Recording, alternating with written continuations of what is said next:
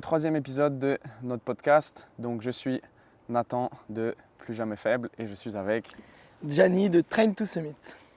Donc dans cet épisode, on a envie de parler un peu santé et activité physique.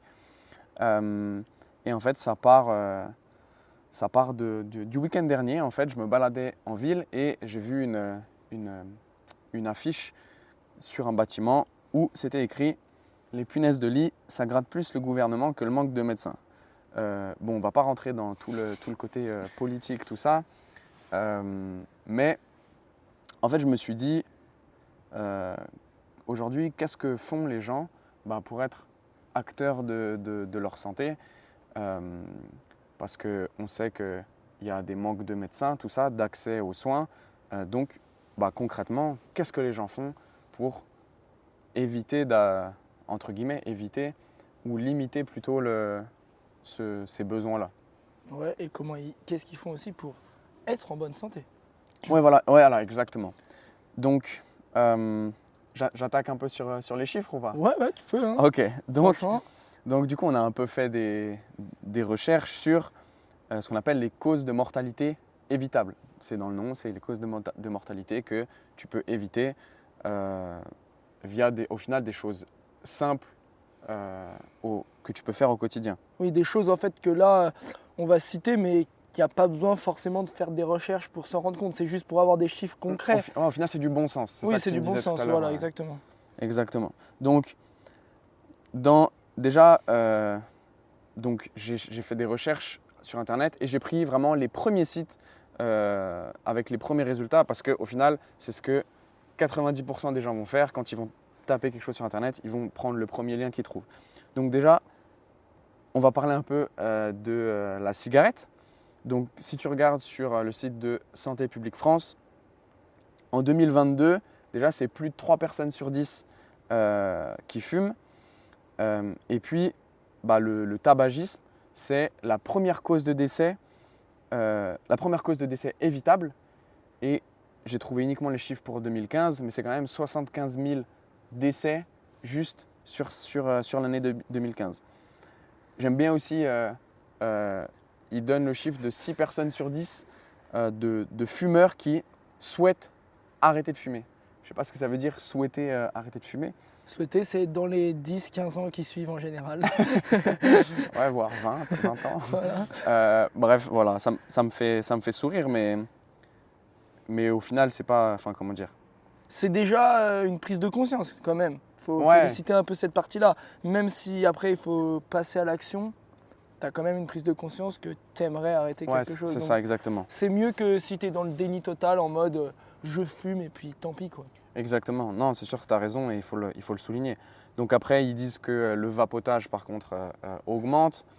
Mais il n'y a pas trop de chiffres là-dessus parce qu'au final, je pense qu'on n'a pas assez de recul vu que c'est quand même quelque chose de récent. Ouais, c'est récent.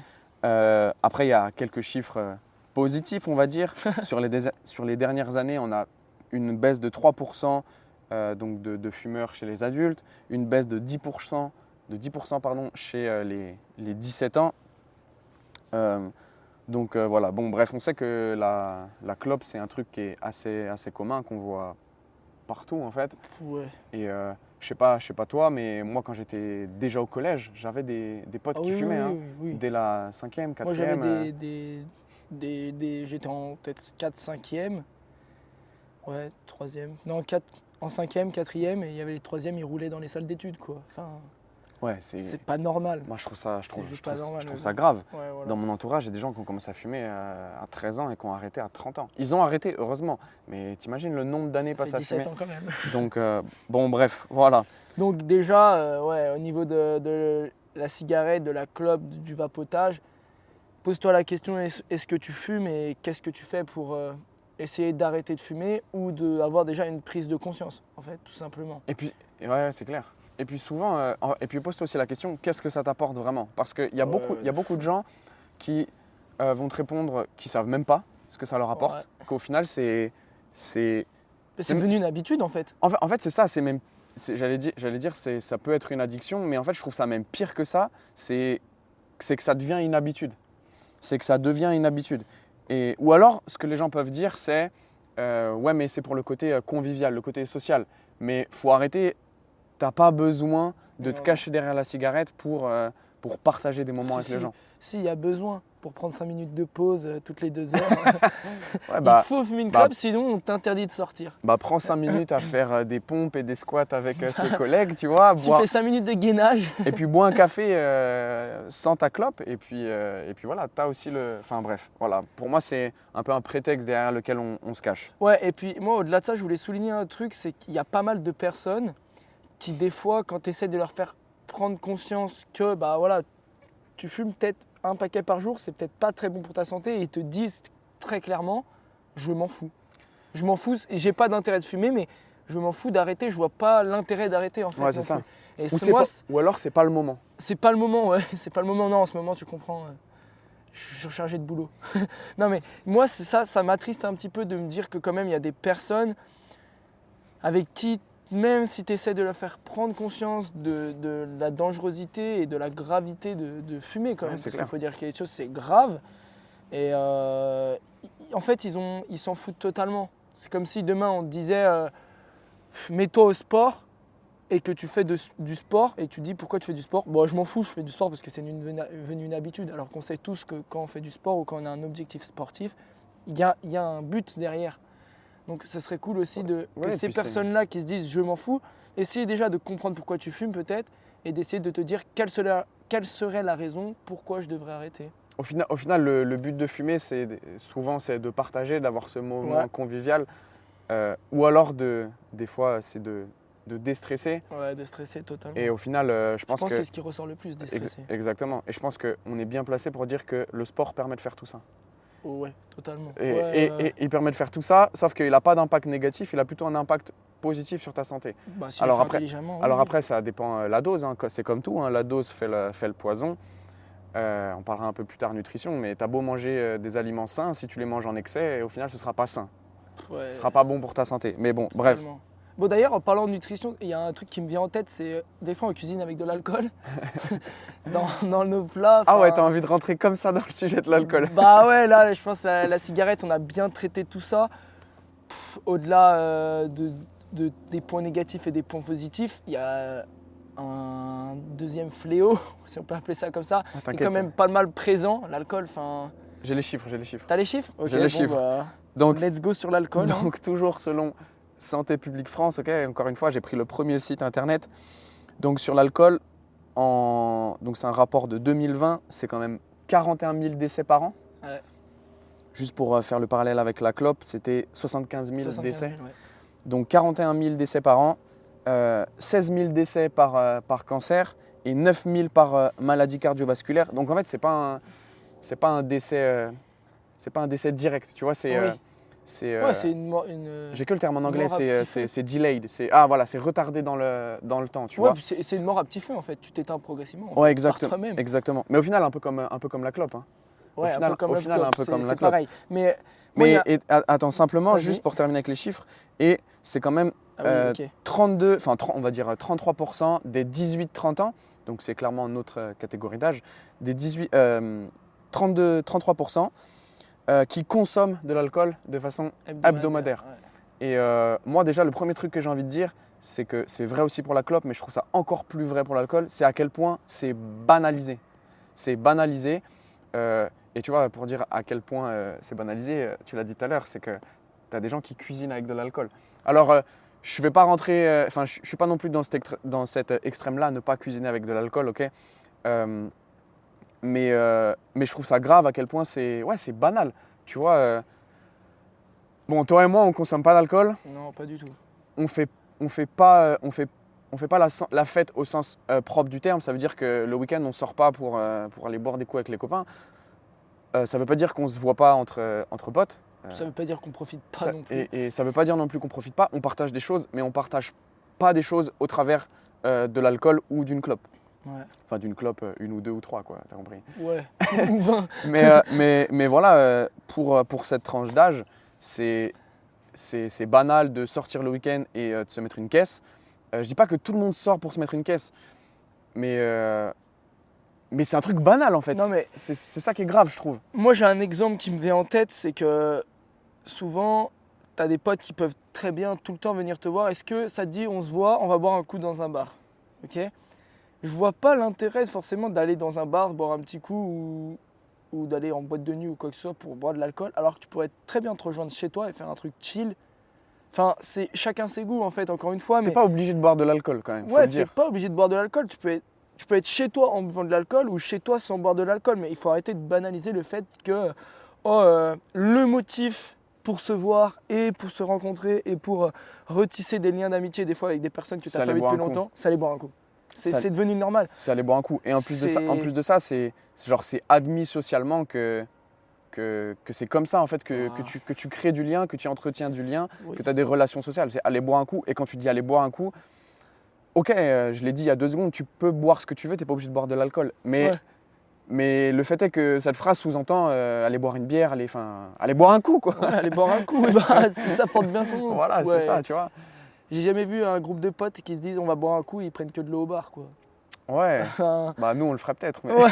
Mais dans ces cas-là, tu vas pas au bar, tu fais chill chez toi. Enfin, tu fais un truc. Bah au final, je pense qu'on partage plus à se retrouver ici aujourd'hui. Ouais, de fou. Carrément. Dans ce cadre assez incroyable. D'ailleurs, Croix de Chavannes, on n'en a pas parlé, Ouais. mais Pour ceux qui veulent venir voir. incroyable. Croix de Chavannes, c'est facile d'accès.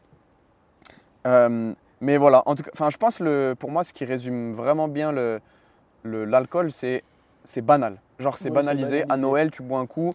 Au repas Mais- avec ta famille, tu bois un coup. Tu as des gens qui boivent un coup tous les jours. Oui, mais Et c'est même pire que ça. Il y a tu sais, le fameux, il faut boire Un un verre de vin. vin rouge par jour, c'est bon pour la santé. Alors, je sais pas d'où vous sortez ça, mais Oh là premier là. truc, c'est faux. Et même si c'est ça, c'est parce qu'il y a du tanin. Soi-disant, le tanin, c'est bon pour la santé. Peut-être que le tanin, c'est bon pour la santé, mais tu as de l'alcool dedans. Ouais. Et l'alcool, en fait, va annihiler tous les effets positifs que tu peux retrouver dans le tanin pour le vin Ouais. rouge, mais tu as aussi la bière d'après-match, là. Ouais, non mais. Alors après, j'entends qu'il y a le côté Ça, c'est des social. légendes, hein. J'entends qu'il y a le côté social, mais pour moi, c'est un prétexte. C'est pas un argument, c'est un prétexte. Parce que, encore une fois, tu n'as pas besoin de ça pour socialiser, pour partager. Et puis surtout, est-ce que ça vaut le coup? Parce qu'au final, les gens ils vont te dire ouais, mais si c'est une fois par semaine, c'est une bière de temps en temps, ça n'a pas d'effet négatif. Le problème, c'est que les effets négatifs de l'alcool, genre, ils sont immédiats, genre pour une toute petite dose, tu vois. Ouais. T'as pas besoin d'en consommer beaucoup pour déjà avoir des effets négatifs. Et puis, il n'y a pas que sur le physique, parce que c'est vrai que nous, on est préparateurs physiques, donc on est beaucoup sur ça, le physique. Ouais, mais il y a aussi mais tout le côté mental, mental. Ah oui. cognition. Ah oui, de fou. Non, mais tout ce qui englobe l'être humain en fait. Ouais, c'est ça. En fait, surtout, et puis là, moi, il y a un truc qui me vient en tête, c'est sur les chiffres. C'est sympa de donner des chiffres, mais sur ces 75 000 décès causés par la cigarette et ces 41 000 décès causés par l'alcool, Ouais. combien n'ont pas été comptés? Parce que tu ne peux pas savoir que le Ah, gars, il c'est a ça. bu toute sa vie. Ouais, Ou c'est qu'il a clair. fumé toute sa vie. Enfin, je pense que c'est des chiffres qui sont, entre guillemets, justes, mais qu'il faut revoir.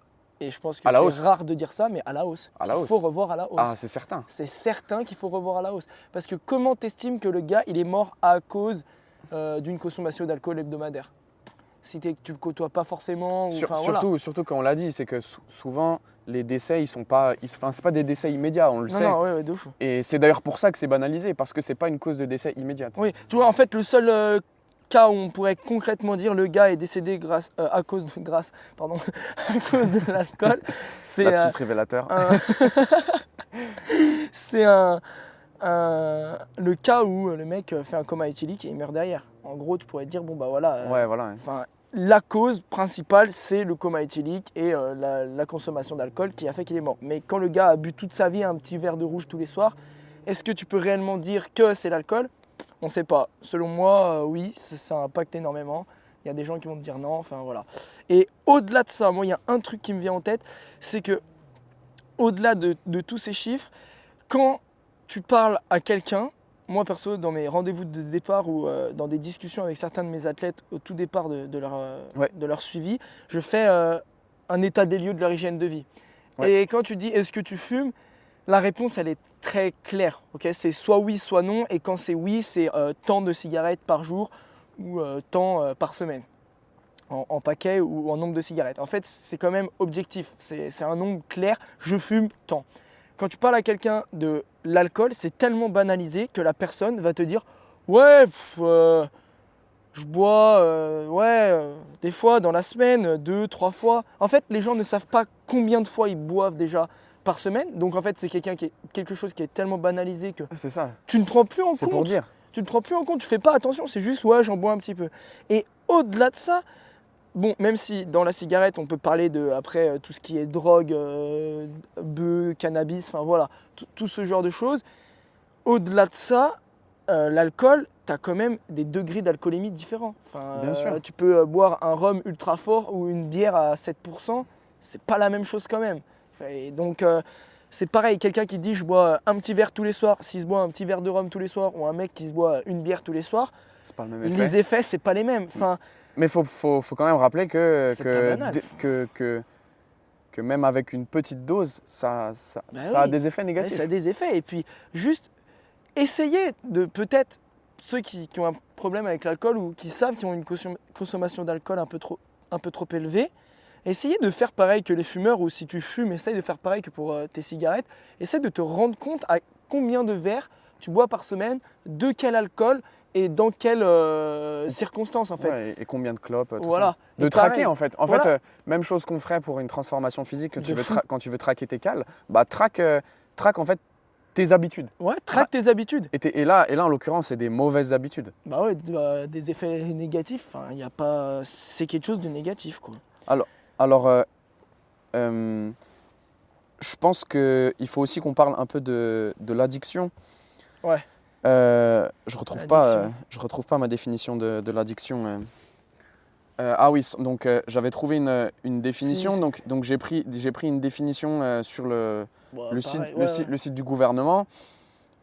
Juste pour qu'on se mette d'accord, c'est que d'un point de vue scientifique et médical, les addictions sont des pathologies cérébrales par une dépendance à une substance ou une activité, pardon, pas une activité physique, j'allais dire. Ouais, parce que l'activité physique en soi pourrait être une Une addiction. addiction, ça peut. Mais en tout on cas, fera un podcast là-dessus, je pense. ouais, je pense aussi. Mais en tout cas, l'addiction a bien des conséquences délétères. Donc, Ouais, en fait, c'est ça qu'il faut retenir dans la définition, c'est une substance qui a un effet délétère sur ta santé. ouais, mais du coup, au-delà du côté physique, il y a aussi tout le côté mental.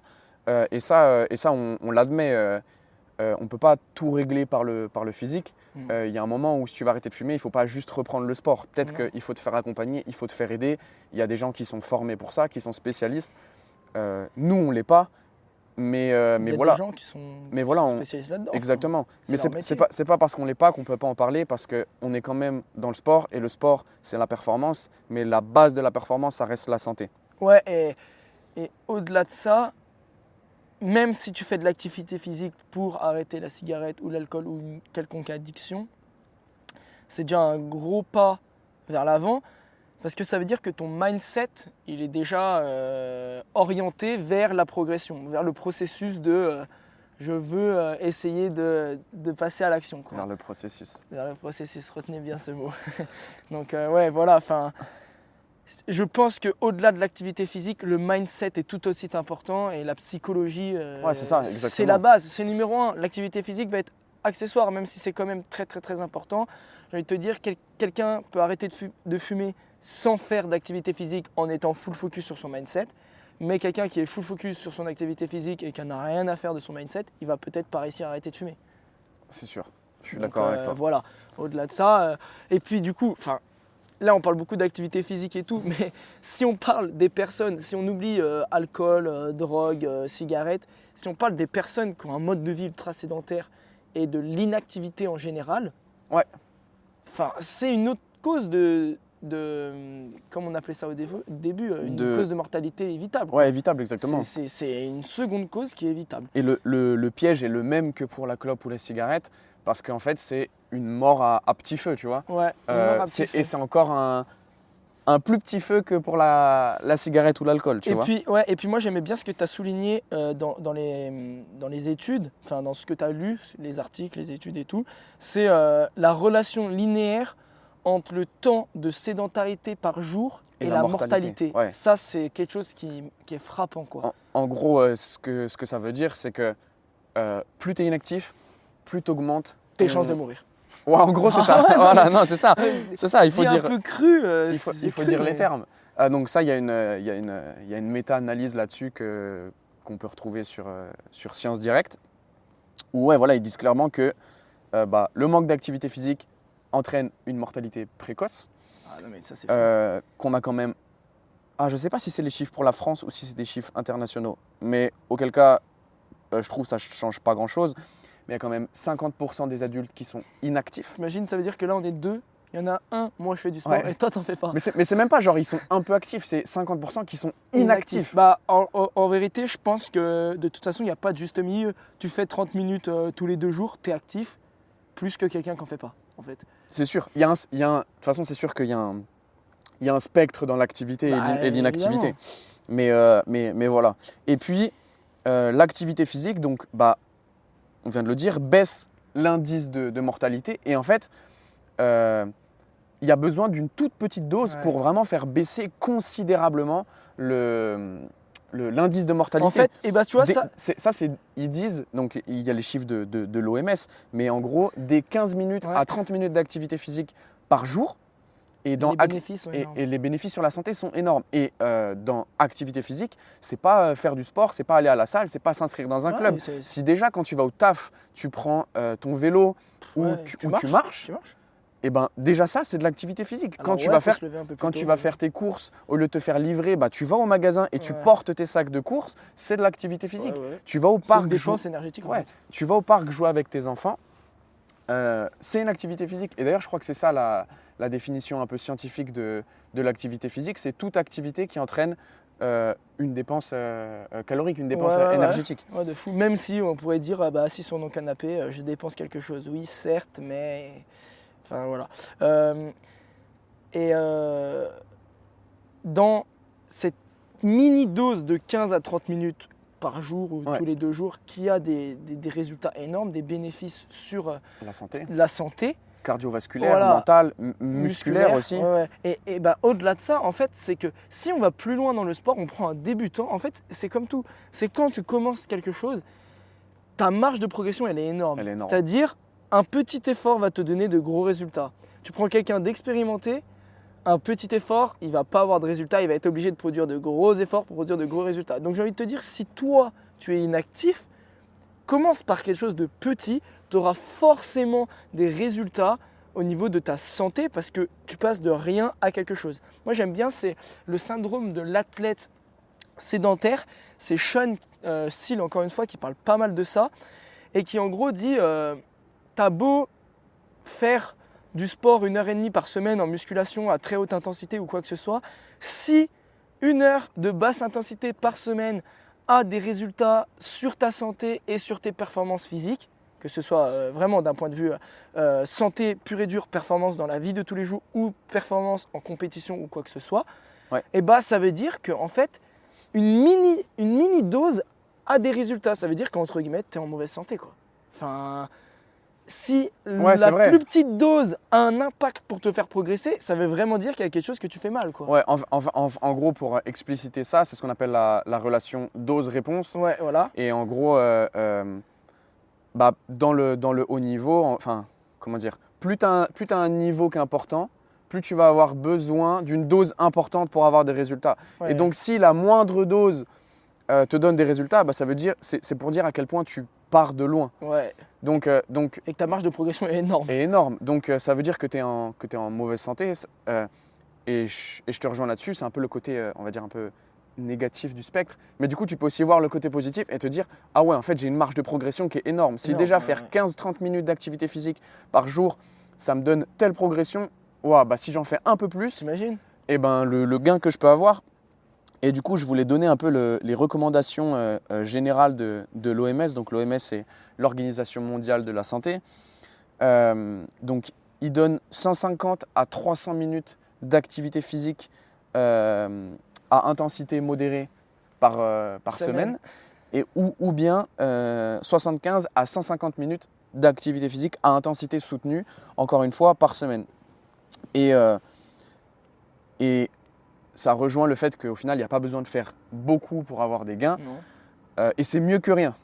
c'est mieux que rien, vraiment. Mais je pense qu'on est d'accord pour dire que c'est pas assez non Oui, plus. oui. C'est pas assez non plus. C'est pas assez non plus, mais en fait, je pense qu'un exemple qui est très parlant pour expliciter ce qu'on a dit tout à l'heure et ce qu'on est en train d'expliquer là, c'est l'exemple de la force, ok, du soulevé de charge. Un athlète de haut niveau qui a un soulevé de terre, excusez-moi, à 200 kg, et bah pour passer à 205 kg, il va lui falloir des mois. ok. Ouais, c'est ça. Quelqu'un qui a un soulevé de terre à 50 kg, qui est même pas peut-être 75% de son poids de corps, et bah pour passer de 50 à 60 kg, donc 10 kg de plus, Il va lui il falloir va une mettre séance. en un mois ou une séance pas, parce une que c'est séance. un petit point technique. Et en fait, c'est que moins tu as d'expérience, plus les résultats sont élevés. Donc plus, on en parlera plus tard peut-être dans un prochain podcast, mais plus tu as sécrétion de dopamine, donc plus tu es heureux, plus tu as envie de recommencer. Et en fait, c'est un Ouais, cercle dopamine, il y a aussi vertueux, j'ai envie de endorphine. dire. Ouais, c'est clair. C'est un cercle vertueux, pas vicieux, mais vraiment vertueux. Je suis d'accord. Donc Encore- commence par quelque chose de petit et augmente progressivement. C'est ça. Tu sais, d'ailleurs, il y a ce truc des 10 000 pas par jour là. Tu sais d'où ça Ouais. vient ça? Non, mais non. Ça, non, je alors vois pas. ça, du coup, il n'y a aucun truc scientifique là-dessus. Ah si, tu m'avais dit ça. En gros, c'est une campagne publicitaire pour le lancement d'un podomètre japonais. Ok. Et en gros, je sais plus, mais leur slogan c'était Ah, avec ce podomètre, vous allez faire 10 000 pas par jour. Et ça, en gros, c'est un truc qu'ils ont lancé pendant la période des JO de Tokyo Ouais. en 1964. Et ouais, bref, c'est marrant que ce truc soit resté aujourd'hui alors que c'est basé sur rien. Ouais, y a Mais pas de- bref, au final, faire 10 000 pas, c'est pas compliqué. C'est 1h30. 1h30 d'activité dans ta journée. 1h30 Ouais, de c'est marche. ça. C'est à peu près ça. Moi, tu vois, avec les clients que j'accompagne, souvent, tu sais, maintenant, tu as l'application santé, tu peux Ouais. voir à peu près, tu estimes à la Oui. louche combien ils font de pas par jour. Et quand ils sont genre à 1000, 2000, je leur dis, ok, je vais pas aller trop vite parce que passer direct à 10 000 pas quand t'en fais que 2000, c'est un trop gros gap, tu vois. Bah et du oui. coup, ça va pas devenir une habitude, ils vont pas tenir le truc. Donc du coup, je leur dis, ok, eh ben, sur ce premier mois d'accompagnement, on vise juste 5000. Ouais, et puis encore une fois, c'est 5000, c'est une petite dose qui va avoir des bénéfices notables sur ta Voilà. santé. Et des fois, même la petite dose, c'est un gap qui est trop important pour quelqu'un. Et c'est pour ça que Bah, il faut y aller progressivement, surcharge progressive. exactement, c'est ce que j'allais dire. Et là, c'est même pas tant surcharge progressive pour exposer progressivement nos corps, notre organisme à des contraintes. C'est exposer progressivement notre mental à des contraintes. Ouais, ouais. C'est juste pour qu'il y ait une adhésion sur le long terme. Ça, c'est- c'est c'est- ultra important, Voilà. l'adhésion sur le long terme. Et puis, encore une fois, surcharge progressive, c'est aussi savoir où tu es. Comme tu dis, si quelqu'un fait 1000, 2000 pas par jour et que le lendemain, tu lui dis d'en faire 10 000, ça va peut-être faire beaucoup. Si tu lui fais un petit gap à 3000, 5000, progressivement, on a pris en compte son passé, ses capacités pour, au final, l'augmenter progressivement et perdurer dans le temps, en fait. C'est super important de perdurer dans le temps. Je parle un peu des personnes un peu plus âgées. Ouais, sur les rhumatismes, ouais. Rapidement, mais c'est pareil. Une nouvelle fois sur Science Direct, il y a une super méta-analyse là-dessus sur ce qu'on appelle les rhumatismes inflammatoires chroniques. Donc en gros, c'est toutes les douleurs qui sont liées à l'âge. Et le problème de ce truc, c'est que nos petits vieux, alors en gros, plus ils ont de rhumatisme, en gros plus ils vieillissent, plus ils ont de douleurs liées à ces rhumatismes. Et donc plus ils sont sédentaires. Ouais. Et Ce qui peut, entre guillemets, être compréhensible. Quand tu as mal, exactement. ton cerveau te dit et te fait Exactement. comprendre qu'il ne faut pas que tu bouges. Mais tu vois, on en a parlé un peu dans le podcast sur la blessure, c'est Ouais. qu'au final, on ne s'arrête pas quand on est blessé, Non. on adapte, on fait différemment pour pouvoir reprendre. Et dans cette méta-analyse dont je suis en train de parler, voilà, ils mettent bien en avant que l'activité physique va améliorer tes douleurs. Et améliorer tes douleurs, ça veut dire les réduire. Souvent, améliorer Oui. ces douleurs, les gens peuvent penser que ça augmente les Non, douleurs. Non, c'est améliorer diminuer, les douleurs, voilà, ça diminuer les baisse douleurs. les douleurs. Et puis surtout, tu vas augmenter la fonction du corps. Donc déjà aujourd'hui, avec toutes ces connaissances-là, et puis nous, nos connaissances sur le travail articulaire, déjà on sait qu'on peut aider ces gens-là. Oui, et puis je pense que pour ce genre de personne qui a des rhumatismes, tu vois, le travail articulaire, il est très très très intéressant. Parce que c'est en fonction de comment tu le fais évidemment. C'est simple à mais faire. C'est simple et c'est quand même un travail que tu peux faire doucement. Mais c'est du Exactement. mouvement. Mais c'est du mouvement. Ça dépend de ton intensité, encore une fois, sur le spectre où tu te situes. Mais si on prend des racks juste en routine matinale, En rotation articulaire rotation contrôlée. articulaire contrôlée, en routine matinale, c'est du mouvement. C'est du C'est mouvement, du et tu mouvement, l'adaptes à tes capacités, donc tes amplitudes, ton intensité. Voilà, c'est tes douleurs si tu en as. que des choses subjectives, mais moi je pense que le subjectif à ce niveau-là, c'est ce qu'il y a le plus objectif. Oui, et puis encore une fois, c'est une dose minimale que si tu ne fais pas, tu n'as pas de résultat, tu l'as fait un petit peu, tu as quelque chose. Exactement. Donc, autant en Tu profiter. as quelque chose j'ai et envie de te puis, tu l'entretiens. Donc Et- bref, pour rester juste sur les rhumatismes, en Ouais. gros, tout ça, les douleurs en gros liées à l'âge, bah voilà, c'est une population qui devient de plus en plus sédentaire parce qu'ils sont freinés par la douleur, mais il y a aussi tout ce qui va être un peu manque de motivation, l'absence de structure, mais aussi d'encadrement, et puis surtout le manque d'information. On Ah, n'en le parle, manque on d'information. n'en parle pas du tout. Et en fait, pour moi, Ça rejoint tous les domaines. j'espère que je ne vais pas trop vite et que je ne te coupe pas ce que tu voulais dire, mais pour moi, ça rejoint en fait le problème fondamental de base. Donc, je vous rappelle la petite citation, là, le fait que les punaises de lit, ça gratte plus le gouvernement que le manque de médecins. C'est qu'au final, moi, quand j'ai vu ça, je me suis dit, en fait, les gens, ils se plaignent de ça. Je ne vais pas dire s'ils ont raison ou tort, on s'en fout, c'est pas le sujet, mais c'est qu'est-ce que tu fais sachant que on manque de médecins aujourd'hui. Qu'est-ce que tu fais pour ta santé concrètement? Qu'est-ce que tu mets en application? Parce que du coup, fumer, boire et avoir un comportement sédentaire. On n'a pas parlé de la nutrition et de la malbouffe, On en parlera pas à la fin. mais je pense que ça va être trop long si on rentre là-dedans. Mais Ouais. déjà, mange juste suffisamment et équilibré et fais attention à tes macronutriments. On fera peut-être un podcast sur la nutrition un Ouais. jour. Mais en fait, déjà ça, c'est des choses simples où la dose en fait est petite et tu peux déjà avoir des résultats de ouf. Ouais, de fou. Et du coup, ce qui serait intéressant, c'est que toi, tu avais souligné un truc, on en parlait quand on parlait du podcast, c'était des déserts médicaux en fait. Ouais. Et je trouve ça intéressant de parler de ces déserts médicaux, en fait, qui est dans la citation que tu as croisée dans la ville, là, sur l'affiche dans la ville. Ces déserts médicaux, imaginez-vous que vous êtes dans un désert médical, qu'est-ce que tu fais Médical. concrètement? Ouais, Dans un un désert désert. médical, ouais, effectivement. Qu'est-ce que tu fais concrètement pour être en bonne santé? Même si, attention, depuis le départ, on parle de choses qui influent la santé, t'as beau être en bonne santé, on connaît tous une personne qui a fait du sport toute sa vie, qui a bu de l'eau toute sa vie, qui n'a jamais fumé et qui malheureusement a un cancer. Bah oui, c'est une mutation génétique, C'est sûr, ça. ça arrive. Ça arrive. Mais je crois que justement, il y a le côté génétique et le côté héréditaire. Et Ouais. je me souviens plus exactement, mais il me semble que le côté génétique, en fait, au final, tu as la main dessus via tous tes comportements et tes habitudes, oui. justement. Bah oui, les mutations. Et, Tout ce que tu fais impacte les mutations génétiques. et au De ouf. niveau cellulaire, tu as des mutations en permanence, Bah là- tous les jours. là, actuellement, tous les t'en as jours. une. Non, Là, mais vraiment. je mute, regarde. mais Oh c'est mec, vrai. qu'est-ce qui m'arrive? Non mais c'est vrai, en Mais vrai, c'est voilà, vrai. on rigole, mais c'est la vérité. Le soleil impacte, parce que le soleil aussi, une exposition au soleil tout le temps, ça peut être cancérigène. Enfin, Mais du coup, tu peux avoir des petits comportements. Et là, on parle de choses simples, hein, l'activité physique et tout ce qui peut graviter un peu autour.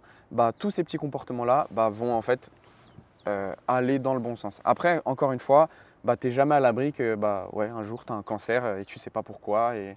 Alors que tu as fait les choses ultra bien, tu vois. c'est la vie en fait. C'est la vie. Enfin, il y a des moments où tu as beau faire tout ce que tu veux de bien et ça ne fonctionne pas. C'est dans plein d'autres domaines autres que la santé et le sport. Donc voilà, enfin.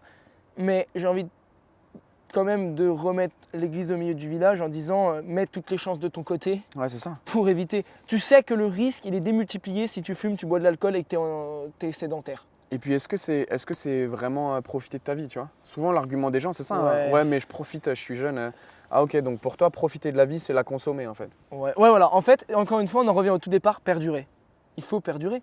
Ouais. Il faut perdurer. Je sais pas s'il faut, si ton objectif. Oui, si ton objectif, c'est pas de perdurer. Mais certes, moi, en tout cas, je sais que mon objectif, il est de perdurer. Et quand j'aurai 40, 50, 60 ans, je veux pouvoir me dire, je peux encore faire ça à cet âge-là. Ouais. Parce que je sais que l'âge fait que mes capacités, elles baissent, que forcément ma santé se détériore. Mais je peux mettre toutes les chances de mon côté pour être encore capable de faire des choses et en fait encore profiter de la vie. Ouais, de fou, de fou. Moi, pour finir ce podcast, j'aimerais juste qu'on donne aux gens et qu'on essaye de eux les impliquer dans le podcast aussi, les écouteurs, Les auditeurs, les auditeurs, voilà, pardon. Les écouteurs, c'est ce que tu mets dans l'oreille. Bien vu. Non mais pour les auditeurs, un peu voir les piliers pour être en bonne santé, pas pour prendre soin de sa santé, pour être acteur de sa santé, et ce qu'on vient de dire au tout départ, quoi. Le sujet du podcast, sont-ils vraiment acteurs de leur santé? Et je pense que sur ces 3 piliers, il faut déjà qu'on commence par le sommeil, qu'on vienne un petit peu très brièvement sur l'alimentation parce que ce n'est pas notre métier.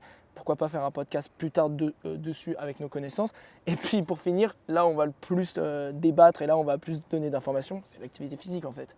Parce que tout le monde voit l'activité physique comme étant une corvée. Voilà, une corvée sportive de haut niveau. Non mais je m'entraîne tous les jours. Non, on va t'arrêter ça tout de suite. Ouais. Il y a plein de choses à faire avant d'être sportif. Je sais de haut niveau. là où tu veux en venir et ok, on parle. On parle de l'activité physique non, à la fin. on commence vite fait par le sommeil. Ah oui, à la fin. On parle de l'activité physique à la fin. Parle du sommeil alors. Du sommeil. Moi, déjà, ce que je voulais dire au niveau du sommeil, c'est qu'il y a énormément de personnes qui ne considèrent pas leur sommeil, qui pensent que ça n'a aucun bénéfice. Alors qu'en réalité, c'est une grande base. Mais vraiment, c'est... Ah, c'est la base. C'est du dopage. C'est du dopage naturel, mais vraiment. Que tu veuilles être performant d'un point de vue sport, compétition ou juste performant dans ta santé, être en bonne santé, c'est du dopage. Donc déjà, ça peut être juste commencer par mettre des petites routines avant de s'endormir. Ça peut être... Toi, je sais que tu lis. Ouais, moi je lis, là ces derniers temps un peu moins, mais lire où j'essaye d'arrêter les écrans un petit peu avant. Moi sur les écrans... Tu vas jusqu'à la dernière seconde. Non, c'est pas ça. Non, mais je sais qu'aujourd'hui on a les infos qui nous disent que c'est mieux d'arrêter, je sais plus, 1 ou 2 heures avant. Une heure, ouais. Mais aussi, on est capable d'enlever toutes les lumières bleues des écrans aujourd'hui. Ouais, donc déjà, voilà, si tu peux déjà faire ça, c'est bien. Et après, je serai pas aussi sur le truc aussi strict parce que, comment dire, moi je sais que des fois, je regarde une petite vidéo, tout ça, et ça m'empêche pas pour autant de dormir après, tu vois. Donc, en fait, c'est un peu comme tout, mais c'est comme il y a des gens qui aiment aller courir, il y a des gens qui aiment aller à la muscu. C'est fait une routine qui te convient à toi-même. Mais qui est plus saine. Qui est plus saine, ouais. Genre, en fait, on ne demande pas d'être parfait. Non. Mais c'est ça en fait, on en revient à ce qu'on a dit tout à l'heure, c'est mets les chances de ton côté. Mets les chances de ton côté et puis considère ton sommeil. Enfin, franchement, dormir 6 heures par nuit, je peux t'assurer qu'à la fin de ta semaine, si toi tu dors 6 heures, moi je dors 8 heures, ce qui je considère n'est pas non plus énorme 8 heures. À la fin de la semaine, j'ai quand même dormi 14 heures de plus que toi. Ouais, t'imagines sur une semaine? C'est presque 2 nuits de plus en fait. Non mais tu sais, 2 nuits de plus quasiment, ouais. C'est 2 nuits de plus que toi. Non mais t'imagines au bout de une semaine, 14 heures, alors imagine-toi au bout d'un mois, puis au bout d'un an, et puis sur l'échelle d'une vie, c'est énorme. Je pense que le sommeil, c'est une des seules dettes qu'on ne peut pas rembourser. Ah, tu la rembourses jamais? Tu ne peux pas rembourser. Tu as perdu 30 minutes ou 1 heure de sommeil, tu as beau dormir 1 heure de plus la semaine d'après ou le jour d'après, tu n'as pas remboursé ton sommeil. Donc voilà, essayez d'avoir un sommeil, considérez-le et mettez des choses en place pour que celui-ci soit bien. Au-delà de ça, juste pour finir sur le sommeil, sauf si tu veux rajouter des choses là-dessus, c'est d'avoir un rythme de sommeil. Les spécialistes du sommeil en parlent très bien, mais essayez de vous coucher à la même heure, de vous réveiller à la même heure, c'est important pour que ton rythme soit pris et que tu ne sois pas déphasé. Moi personnellement, je le dis tout de suite, dès que je me couche 1 heure ou 2 après l'heure à laquelle j'ai l'habitude de me coucher, c'est l'enfer. Mais c'est l'enfer total. Donc voilà, je sais que moi le sommeil c'est un pilier fondamental pour moi, pour mes athlètes, j'essaye de leur en parler. Même si certes, oui, je travaille avec des sportifs d'endurance et ils peuvent être confrontés à des épreuves où tu vas passer 20 heures dehors et malheureusement tu ne vas pas dormir. Oui, c'est quelque chose qu'il faut prendre en compte et il va falloir s'entraîner pour ça. Mais encore une fois, c'est des dettes que tu ne peux pas rembourser, donc mets toutes les chances de ton côté pour ne pas avoir de dettes et dors un maximum, quoi. Trouve quelque chose qui te convient. Il y a des gens, dormir 6 heures, ça leur convient très bien. Il y en a d'autres, c'est 9 heures. Ouais, j'allais venir là-dessus. Déjà, j'allais venir sur le fait que... donc déjà, il y a différents chronotypes. Il y a des gens qui genre, par nature, se lèvent plus tôt ou d'autres se couchent plus tard et se lèvent plus tard. Bref, donc déjà, essaie d'identifier un peu ton chronotype. Alors, le problème, c'est que des fois, avec le travail, les obligations, tout ça, tu ne peux pas respecter ton chronotype. Donc, j'ai envie de te dire, fais au mieux. Globalement, on dit qu'il faut dormir entre 7 à 9 heures de sommeil. Mais c'est pareil, il y a des gens, en effet, ils dorment 6 heures et ils vont très bien. Donc, identifie-toi ce qui te convient. Mais si quand tu te lèves, tu as la tête dans le cul et tu as du mal à te mettre en activité dès le début de ta journée, eh ben, c'est peut-être que tu n'as pas assez dormi, tu vois. Et puis, au-delà de ça, je pense qu'un bon indicateur, c'est que là, tu as pris à l'échelle à court terme, tu te réveilles, essaye de voir comment tu es, mais essaye aussi de te poser des questions si tu as des périodes où ça ne va pas. Si tu as des périodes pendant une semaine, 2 semaines, tu sais que tu es tout le temps fatigué, tu n'arrives pas forcément à très bien t'entraîner, ou Et alors puis si même, tu es sédentaire, et même tu as des douleurs. ouais, tu as des douleurs, ou même au niveau psychologique. Tu es tout le temps irrité, le Ouais. moindre sujet t'énerve, tu t'engueules avec pas mal de personnes, tu n'es pas productif dans ton travail. Pose-toi des questions, essaye de faire un état des lieux, peut-être que ça peut venir du sommeil. Ouais. Donc, C'est vrai que dans l'accompagnement qu'on fait, on peut en parler, mais moi, c'est vrai qu'à part en parler et sensibiliser les gens, je ne fais pas grand-chose parce que euh, le problème, c'est que j'ai pas non plus envie de trop m'introduire dans leur Ouais. vie. Et c'est vrai que le sommeil, c'est quand même un truc qui est assez intime au final. Et oui, je suis totalement d'accord avec toi, Donc, c'est ultra intrusif. Donc au final, en fait, moi personnellement, je fais rien de plus que ce qu'on est en train de faire là maintenant dans ce podcast. Sensibiliser. C'est en parler. Ouais. Mais après, je vais pas faire les choses à ta place. Et il y a des choses très simples, c'est mets un réveil pour être couché, mets un réveil pour te lever. Et c'est chiant. Je crois qu'il y a même des études, tu sais, sur l'effet un peu négatif du réveil. Mais voilà. Oui, Mais le faire pendant un temps, en fait, peut après te permettre de te sevrer par exemple, du réveil, tu vois. Même traquer ton sommeil. Peut-être que ça peut être intéressant sur une période. Après, je le ferai pas sur du long terme Non, parce que c'est trop mentaliser le truc. Et au c'est trop final, de contraintes et au aussi. final, c'est trop chiant. Des contraintes. Donc voilà, je pense qu'on a fait le tour du sommeil. Ouais, prendre en considération son sommeil. Deuxième pilier avant de passer à l'activité physique qui est notre domaine de compétences cible. La nutrition. La nutrition, ouais. On va pas s'étaler trop longtemps là-dessus. Je pense que le premier pilier de la nutrition, alors certes, vous allez dire oui, mais l'impact au niveau économique, j'ai pas forcément l'argent pour éviter tout ce qui est transformé. Ouais. Toi, Le produit brut. au final, qu'est-ce que tu dis à tes clients? C'est quoi tes recommandations par rapport à la nutrition? Qu'est-ce que je dis à mes Et clients? moi, je peux donner les miennes après. Oh, alors, au niveau personnel, je vais prendre déjà l'objectif de la personne, maigrir, grossir, enfin prendre de la masse, être performant. Enfin voilà, ce qu'il faut comprendre déjà, c'est de la physique, l'alimentation. C'est de la thermodynamique. Ouais. Ouais, mais au-delà de ça, c'est même des mathématiques. C'est si tu rentres plus d'énergie que ce que tu en dépenses, alors tu vas stocker cette énergie, donc tu vas prendre de la masse ou grossir. Ouais. Ok. Donc Inversement, donc là, du coup, il parle des calories. Si Ouais, jamais des calories. Ceux qui n'avaient pas compris. Pour Les être plus calories, en fait, explicite. c'est de l'énergie. c'est de l'énergie. Donc ce que tu dépenses pas, tu le transformes généralement en matière grasse. Exactement. Inversement, tu dépenses plus que ce que tu apportes, automatiquement, tu as une perte de poids, tu maigris, tu sèches.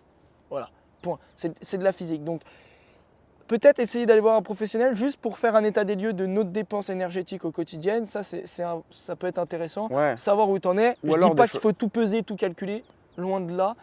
Juste être sensibilisé. Et encore une fois, comme tu l'as dit, d'un point de vue activité physique, au niveau nutrition, c'est l'éducation. Personne n'est éduqué à la nutrition. Personne. Non, à part manger 5 fruits et légumes par jour, c'est Voilà, vrai qu'on n'a super. pas grand-chose. On n'a rien du tout. Donc ça, c'est déjà un des premiers points que j'aborde, c'est savoir quel est ton objectif et comprendre la physique de la nutrition. Après, deuxième point, c'est un peu plus pour les personnes d'un point de vue performance. J'accompagne mes athlètes sur la nutrition pendant l'effort. Voilà, mais ça c'est Très important oui, en mais endurance. oui, c'est très important, mais c'est vraiment un petit point de la nutrition globale. Donc ça, on le laisse de côté. Et après, au niveau nutrition de tous les jours, j'essaye surtout de, encore une fois, éduquer la personne en fait. Pas de lui donner un plan alimentaire parce qu'encore une fois, c'est pas mon métier. Il y a des nutritionnistes pour ça qui sont diplômés, mais juste transmettre les connaissances parce que si déjà tu ne sais pas ce que c'est les macronutriments, glucides, lipides, protéines, Ouais. tu ne sais pas leurs bienfaits et leur À quoi ils servent, intérêt, ouais. voilà, la raison ils servent. pour laquelle les À quoi consommer. ça sert? Comment veux-tu, toi, avoir une bonne nutrition? Donc voilà, j'essaye, encore une fois, comme on a fait sur le sommeil, de sensibiliser la personne, faire un petit peu attention là-dessus. Mais le point clé, c'est, encore une fois, selon moi, éviter les produits transformés un maximum, prendre le produit brut. Et puis, je ne suis pas très bien placé pour parler là-dessus, mais j'aime pas cuisiner, mais essayer de cuisiner un max, quoi. Ouais. Éviter de prendre du tout fait. Moi, du coup, mes directives, elles sont assez simples parce que je pense qu'il n'y a pas besoin de trop compliquer l'alimentation. Non. Au que ça reste un plaisir. risque après, soit que ce soit pénible ou alors après de tomber dans des dérives, tu vois, tout ce qui est TCA, tout ça. Mais en gros, moi, c'est à chaque repas, il faut que tu aies tes 3 sources de macronutriments, Voilà. lipides, protéines et glucides. Tous ceux qui arrêtent les glucides, pour moi, c'est une erreur. pour moi, c'est une erreur, Non, mais je peux comprendre que dans un certain contexte, ça puisse fonctionner, mais pour moi, c'est pas la chose à faire, surtout si tu es actif. Oui, mais au-delà de ça, si on rentre un peu plus dans les détails, 1 gramme de protéines, ça t'apporte 4 kilocalories, 1 gramme de glucides, ça t'en apporte 9. En gros, en termes d'efficience, tu manges moins en niveau quantité, mais t'apportes plus. Ok. Donc, tu vois où je veux en venir, Bien c'est sûr. quel serait l'intérêt de consommer moins de glucides alors que ça t'apporte énormément. Voilà pourquoi, selon moi, c'est une erreur. J'ai plus les chiffres des calories sur les grammes des macronutriments. Mais c'est ça. en tout cas, pour moi, c'est ça. La règle, c'est qu'à chaque repas, tu dois avoir ces trois macros, surtout des protéines, parce qu'aujourd'hui, les gens pensent qu'ils mangent suffisamment protéiné, mais la réalité, c'est que c'est pas le cas. C'est vraiment pas le cas. C'est loin d'être. On est vraiment en dessous, et si tu manges pas suffisamment protéiné, au final, tu viens taper dans tes stocks de protéines, et ton premier stock de protéines, c'est tes muscles. Voilà.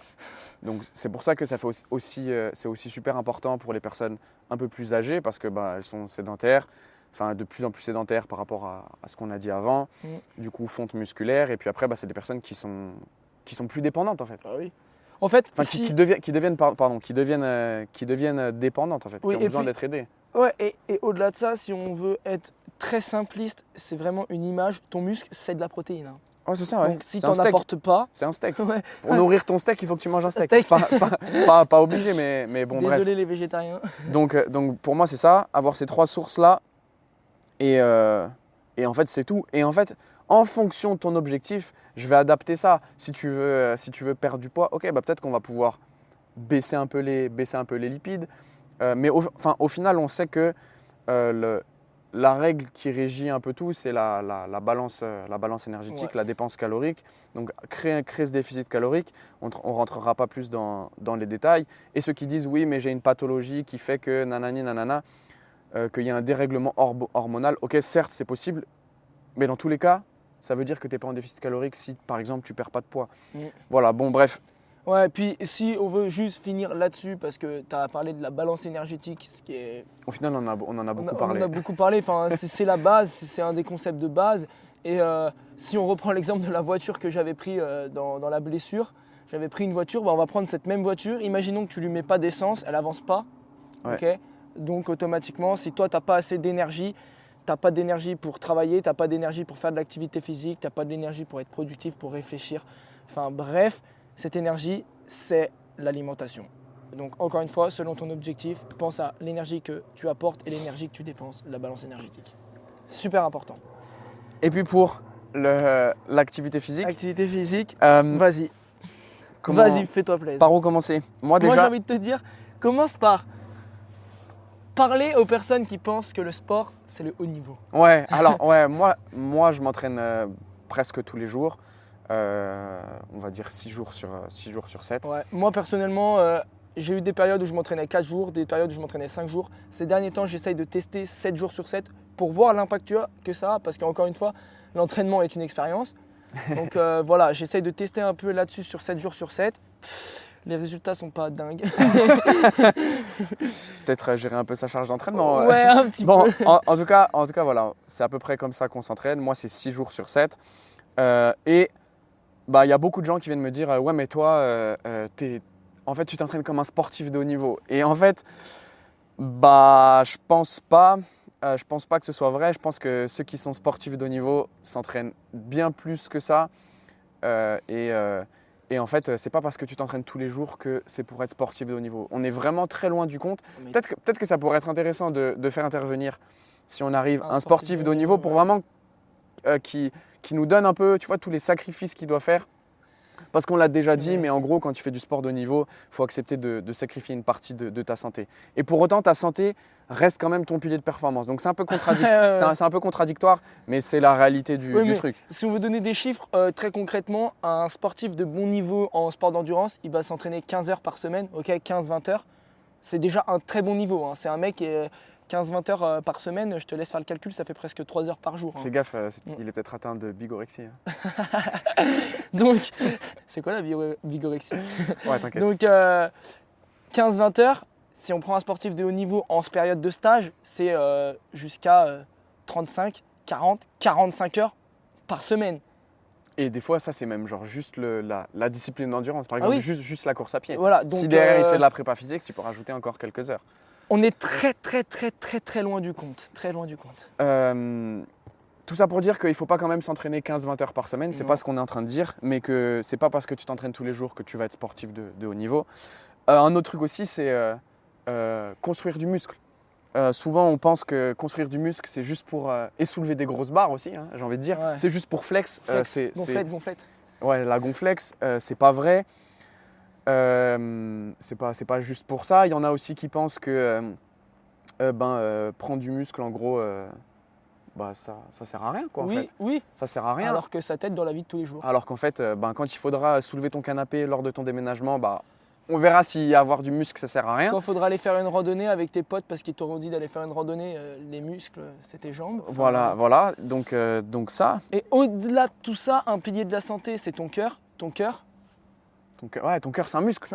voilà. Ton cœur, c'est un muscle. Donc, Mec, tu arrêtes de compléter mes phrases. il faut aussi muscler son cœur. Donc ça passe par du travail d'endurance fondamentale, en fait. Ouais.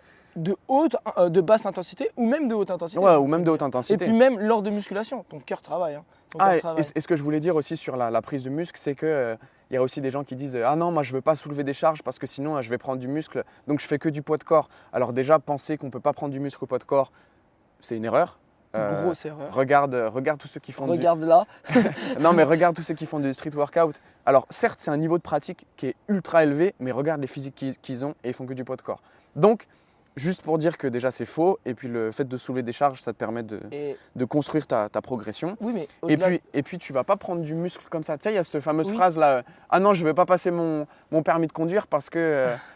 en gros, c'est comme si tu disais, je veux pas passer mon permis de conduire parce que j'ai peur de devenir pilote de Formule 1. Bah non, c'est pas parce que tu vas soulever des charges que tu vas ressembler à Ronnie Coleman ou Schwarzenegger, Ouais, et tu puis au-delà de ça, si on rentre un peu dans les détails, genre sur l'hypertrophie, le principe de base pour prendre du muscle, c'est la tension mécanique. Donc que tu aies de la tension mécanique à charge lourde ou au poids de corps, si elle est élevée, tu prends du muscle.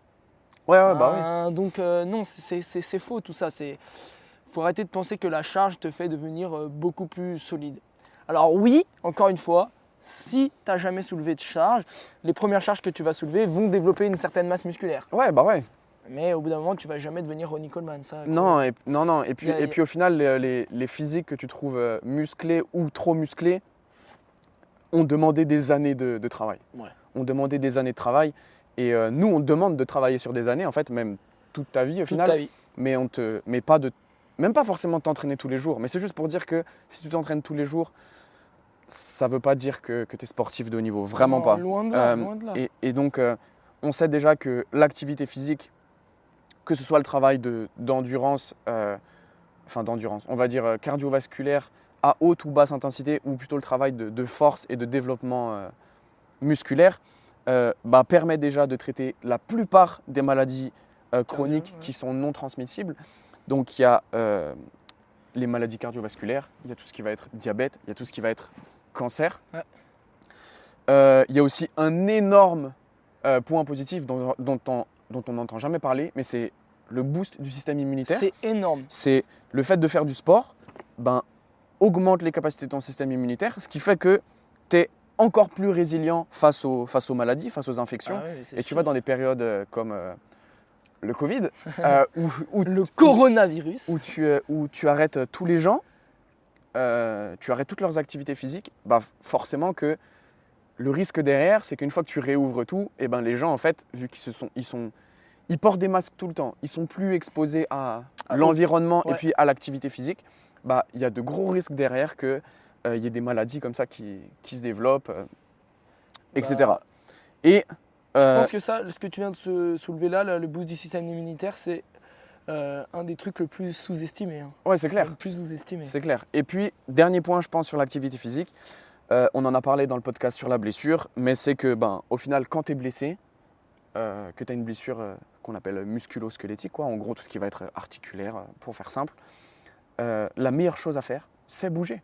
C'est bouger parce que c'est ce qui va t'aider à faire circuler tout ton système sanguin et lymphatique, parce que c'est ce qui va t'aider à replacer de la contrainte sur tes tissus. Donc ça va les aider à cicatriser et puis à récupérer, en fait, à devenir plus résilient. Enfin bref, Non. le mouvement, c'est la base. Le mouvement, c'est la base. Et si on prend encore plus la base des bases, quand tu es blessé, tu vas voir qui en général? Un kinésithérapeute. C'est quoi? Kiné. C'est-à-dire quoi? Je sais plus ce que ça veut dire, mais Ça veut dire kiné, c'est par rapport la au thérapie mouvement. par le mouvement. Ouais, c'est ça, voilà. Kinésithérapie. Thérapie par le mouvement. Thérapie Voilà. par le mouvement. Donc si ton kiné fait que te masser et te placer des électrodes. Non, je rigole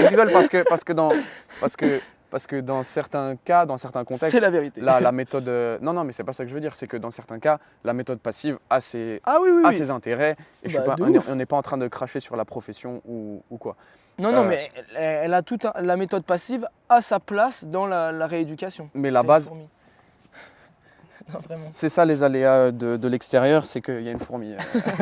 Mais en tout cas, l'actif sera toujours, selon moi, le plus fondamental. Donc, je pense qu'on a donné des directives par rapport à l'activité physique, parce que c'est là-dessus qu'on veut insister. C'est tu peux t'entraîner tous les jours. On ne dit pas de le faire, Tu peux. mais tu peux t'entraîner tous les jours. Tu peux. Il faut que quand tu t'entraînes, tu aies quelque chose qui va développer ton système cardiovasculaire et respiratoire à basse et haute intensité. Donc basse intensité, généralement, ça va être de la longue durée. Donc ça peut être de la rando, ça peut être juste… au final, ça peut être juste marcher, tu vas te balader en ville le week-end. C'est simple, quelqu'un qui est pas forcément très très sportif, sa basse intensité c'est de la marche. C'est de la marche. C'est de la marche. C'est ça. Ou alors tu cours à 9 minutes au kilomètre. Je t'assure que 9 minutes au kilomètre, c'est de la marche rapide. Ouais, c'est ça. Ouais. Donc, encore une fois, les 10 000 pas par jour, c'est quand même un bon indicateur. Quand même. Voilà, c'est ça. Donc, C'est basse pas assez, mais c'est un bon indicateur. ou Donc de la haute basse intensité. de la basse intensité, Ouais. de la haute intensité, parce que Eh, le jour où il y aura une invasion de zombies et que tu n'es pas capable de lâcher un sprint parce que ton cœur ne suit pas, t'es mort, t'es foutu. Non mais tu vois, c'est vrai. Enfin, J'ai hâte d'être à ce jour. Voir les sportifs et les non-sportifs. on verra là où la sélection naturelle nous emmènera. En mais- tout cas, j'espère qu'il n'y aura pas une côte à monter parce que sinon tes mollets vont chauffer. Bref, donc en tout cas, faire de la basse et de la haute intensité pour ton cœur et le côté pulmonaire aussi. Et puis aussi construire du muscle parce que c'est la base, quoi. Ouais, avec l'entraînement en résistance. Ton corps, c'est un moment, c'est des leviers et des poulies. Et oui. qu'est-ce qui active tout ça? C'est tes muscles. Tes Donc, muscles, tes tendons, ton tissu en fait. Ouais, c'est Tout ça. ton tissu. Et puis, tu vois, on en parlait dans le cas des personnes âgées. On sait qu'avec l'âge, tu as une atrophie qui se met en place, tu as une Ouais. fonte musculaire. Sarcopénie. Et c'est ce qui fait que ces personnes-là deviennent dépendantes. Elles ont besoin d'aide et tout ça. Alors que si tu continues de maintenir cette activité physique et que musculairement tu t'entretiens, en fait tu gardes ton indépendance De fou. et tu retardes au final ta dépendance. Encore une fois, en fait, on en revient à ce qu'on a dit, c'est mets les chances de ton côté. Pour perdurer. Mets les chances de ton côté. Voilà, je pense que c'est le bon moyen de clôturer le podcast. Ouais. Ça fait déjà 58 minutes. Je pense qu'on a tout dit. Moi, j'ai rien de plus à rajouter. Moi non plus, on a traité les causes de mortalité évitables qui sont quand même un principe de base qu'il faut en fait, il faut se remettre en question. Et après, on a donné des pistes pour être acteur de sa santé, en fait, tout simplement. C'est ça. Sois acteur de ta santé parce qu'en fait, une vie, t'en as qu'une. Et puis, personne va être acteur de ta santé à part toi-même. Hein. Ouais, personne va le faire à ta place. Ah oui, vraiment. Non, Ça, mais c'est ça, sûr. c'est réel. Hein. T'es le seul acteur de ta santé, donc prends-en soin. Merci d'avoir écouté, pas ce long podcast, mais ce podcast sur un domaine qui est un peu plus vague, un peu plus large, la santé en général. On va revenir, on vous promet, sur des podcasts un peu plus axés sur le sport et l'activité physique en lui-même. Ça restait quand même très axé. Restait quand même très axé, même si on a traité pas mal d'autres sujets. Donc voilà, merci Nathan. On peut te retrouver où sur Instagram, @nadjack, plus jamais faible. Voilà, Ok. simple. Et toi? Ok, pas mal. Moi, pareil, Insta, Train to Summit, Gianni Colli, préparateur physique. Et puis le podcast aussi. Et puis le podcast, évidemment, sur toutes les plateformes de téléchargement et D'écoute. d'écoute, toutes les plateformes d'écoute. Et n'hésitez pas, vraiment, n'hésitez pas à le regarder en live. avec ce magnifique paysage. En plus, on a vu que sur Spotify, on pouvait mettre la vidéo. Donc, Ouais. on va essayer normalement de faire ça, On va vous la mettre. On va vous la mettre. On va Voilà. pas essayer, on va vous la mettre. la vidéo. Et voilà. Bah, merci pour votre fidélité, pour ces 3 premiers épisodes. Et puis on se retrouve sur le prochain. On sait pas encore lequel c'est, mais N'hésitez pas à partager. ouais, partagez. Ciao.